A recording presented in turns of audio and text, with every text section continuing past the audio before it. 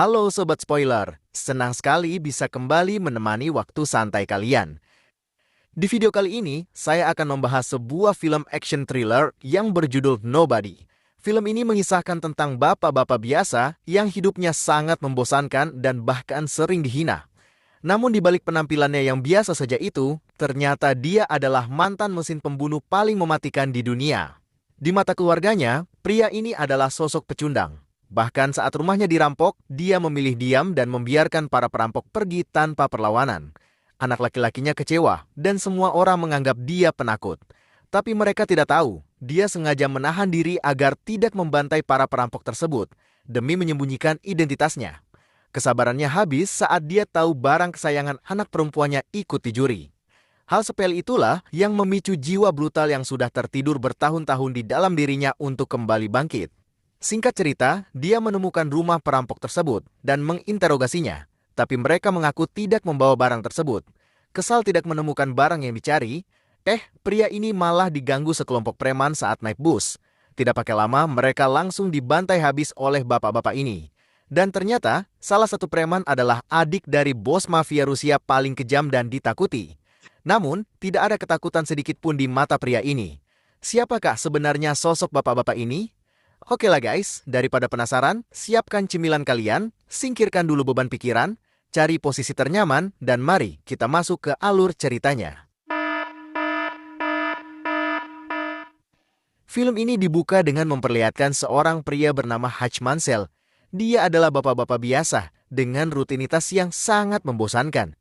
Bangun pagi, olahraga ringan, menyiapkan sarapan, membuang sampah, lalu pergi bekerja. Pulang saat sore, makan malam bersama keluarga, lalu tidur. Rutinitas itu berulang setiap hari, tanpa perubahan, seolah hidupnya berjalan di tempat. Hutch tinggal bersama istrinya, Becca, serta dua anak mereka, Blake dan Abby. Namun hubungan Hutch dan Becca kurang harmonis, jarang berinteraksi, dan seperti hidup dalam dunia masing-masing. Sampai suatu malam, semuanya berubah. Dua orang pencuri masuk ke rumah mereka. Hutch terbangun dan langsung memastikan anak-anaknya aman. Ia mengambil stik golf dan mencoba menghadapi penyusup tersebut. Namun situasi berubah ketika salah satu pencuri menodongkan pistol. We don't want any trouble. Your money. Cash. Now. Blake yang melihat itu langsung menyerang dari belakang dan berhasil menjatuhkan salah satu pencuri. Hutch yang sudah dalam posisi menyerang, siap mengayunkan stik golf, tiba-tiba berhenti. I said let him go. Ia memilih menarik Blake dan membiarkan pencuri itu kabur. Keputusan itu membuat semua orang kecewa. What the fuck, Dad? Polisi datang, namun tidak ada yang serius menanggapi. Bahkan, salah satu polisi menganggap Hutch pengecut. Keesokan harinya, kehidupan Hutch semakin terpuruk. Blake kecewa, tetangga mulai meremehkan, dan di tempat kerja, ia juga menjadi bahan ejekan rekan kerjanya. Charlie bahkan memberikan pistol agar ia bisa jadi laki-laki yang bisa melindungi keluarganya. So, keep my sister safe. Charlie ini adalah rekan kerja sekaligus adik iparnya Hutch. Namun, Hutch malah menyimpan pistol itu di kulkas, seolah ia menolak untuk menggunakan kekerasan.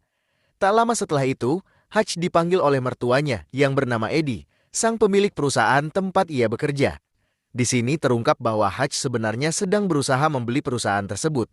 Ia mengajukan penawaran, namun jumlah yang ia tawarkan masih terlalu rendah. If I'm going to sell it, I want it to be a goddamn great offer. Eddie menolak dengan halus dan mengatakan bahwa jika Hutch benar-benar ingin membeli perusahaan itu, maka ia harus membayar jauh lebih mahal, karena perusahaan itu adalah satu-satunya sumber penghidupannya. Di dalam ruangannya, Hutch sebenarnya terus memikirkan satu hal, yaitu tato yang ada di tangan pencuri. Ia kemudian menghubungi saudaranya, Harry, melalui radio. So tell me about last night. A man and a woman. She had a gun. A Smith & Wesson. Hadn't been shot in a long... empty. Dari percakapan itu, kita mulai memahami bahwa Hutch bukan orang biasa. Ia mampu menjelaskan detail pencuri hanya dari pengamatan singkat. Bahkan, tahu bahwa pistol mereka tidak berisi peluru. Itulah alasan ia tidak melawan, karena ia tahu jika ia melakukannya, konsekuensinya akan jauh lebih besar. Setelah itu, Hutch mengunjungi ayahnya yang bernama David di panti jompo. You don't look okay. Do you remember who he used to be, Hachi? Dari interaksi mereka, terlihat jelas bahwa David juga memiliki masa lalu yang sama dengan Hutch. Sesampainya di rumah, Abby sedih karena gelang kucing kesayangannya hilang. Hutch yakin benda itu diambil perampok, dan di titik inilah jiwa-jiwa brutal Hutch mulai bangkit kembali. Ia kembali ke Pantai Jompo lalu mengambil perlengkapan lama milik ayahnya, termasuk identitas FBI dan senjata.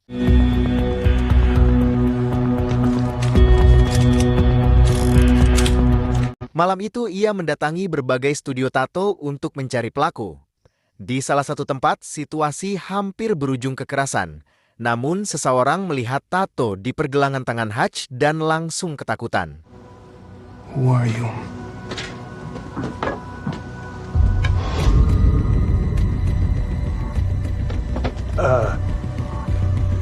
Thank you for your service.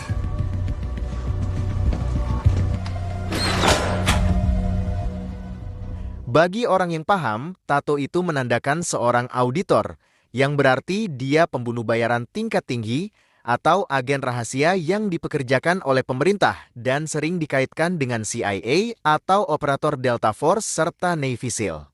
Dan akhirnya dari situlah Hutch mendapatkan alamat si perampok. Hutch langsung menginterogasinya, namun perampok tersebut tidak mengambil gelang kucing yang dimaksud. Saat Hutch emosi dan hampir menembak si perampok tersebut, ia mendengar tangisan bayi. Ternyata pasangan itu memiliki bayi yang sedang sakit. Karena Hutch masih punya hati dan belas kasihan, ia memutuskan berhenti dan pergi. Namun kemarahannya belum tersalurkan. Dalam perjalanan pulang, ia naik bus. Sekelompok preman mabuk masuk dan mulai mengganggu para penumpang. Hutch yang awalnya diam, akhirnya tersenyum, seolah-olah ia menemukan alasan untuk melampiaskan semuanya. Ia meminta supir keluar dari bus dan menghadapi mereka sendirian. Dan pertarungan brutal pun terjadi.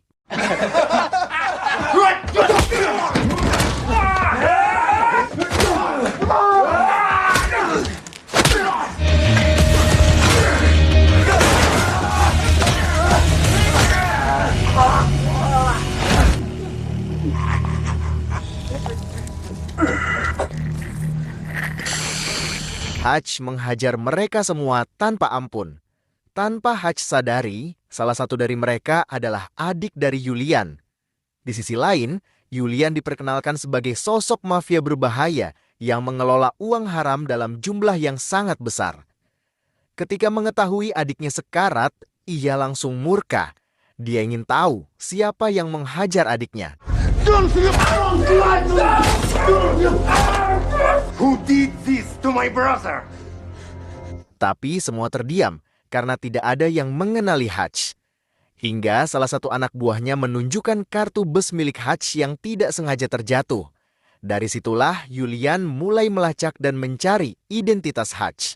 Anak buahnya mencoba mencari data Hutch, namun yang ditemukan hanya berkas misterius bertuliskan Nobody.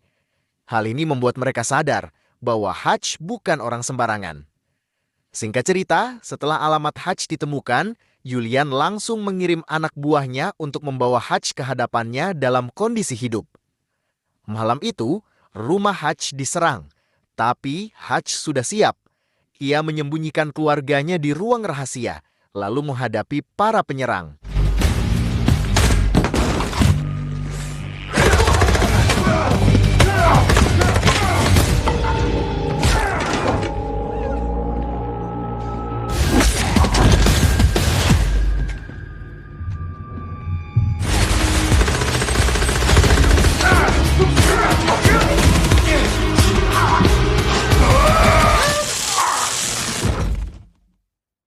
Ia sempat ditangkap dan dimasukkan ke bagasi mobil. Namun, ia berhasil lolos dengan cara mematahkan jarinya sendiri untuk lepas dari borgol, lalu membantai mereka semua.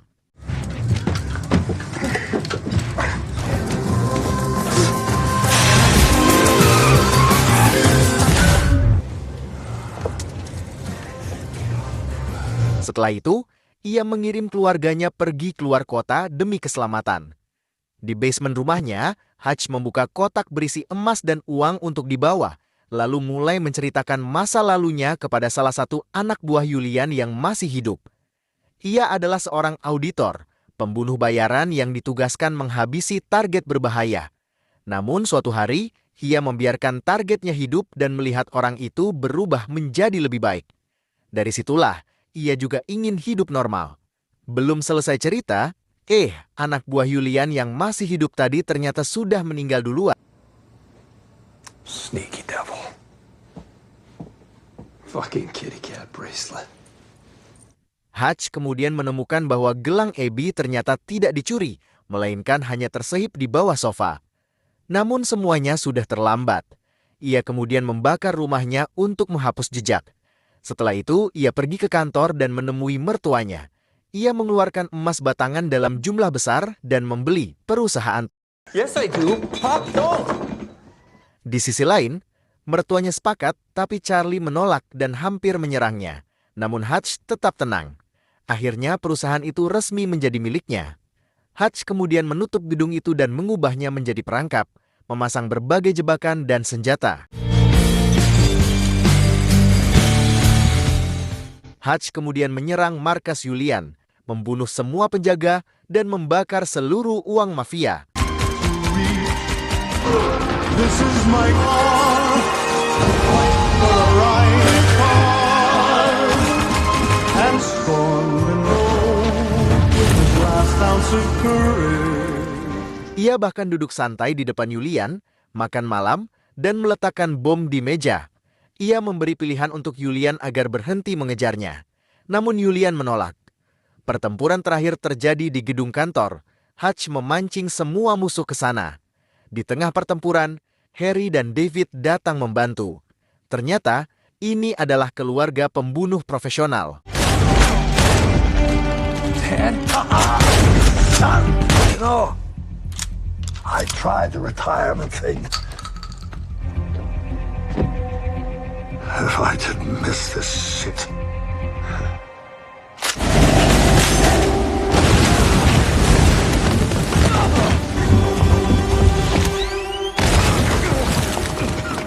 Akhirnya hanya Julian yang tersisa.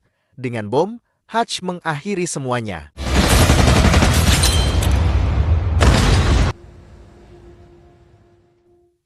Hutch diinterogasi polisi. Ia menjawab bahwa dirinya bukan siapa-siapa. Namun setelah telepon masuk, polisi langsung membebaskannya. Beberapa bulan kemudian, Hutch kembali bersama keluarganya, mencoba hidup normal. Dan film pun berakhir. Nah, itulah dia alur cerita lengkap dari film Nobody.